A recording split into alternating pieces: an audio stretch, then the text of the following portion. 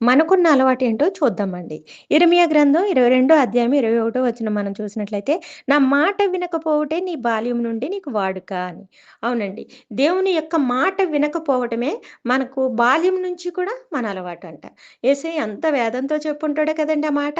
నా మాట వినట్లేదు. అయ్యో! ఆయన స్వరూపంలో మనల్ని సృజించాడు కదా! ఆయన పోలికలో మనల్ని సృజించాడు కదా! ఆయన రూపాన్ని మనకిచ్చాడు కదా!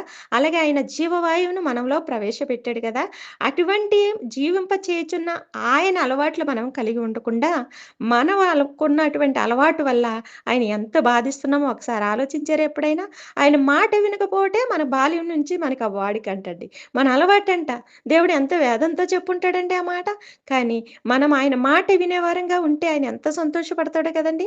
ఆయన మాట వినేవారంగా, ఆయన యొక్క వాక్యాన్ని చదివేవారంగా, ఆయన మందిరానికి వెళ్ళేవారంగా మనం ఉన్నప్పుడు ఆయన మనల్ని చూసి సంతోషించే దేవుడైనాడు. అట్టి ఆశలు మనం కలిగి జీవించాలని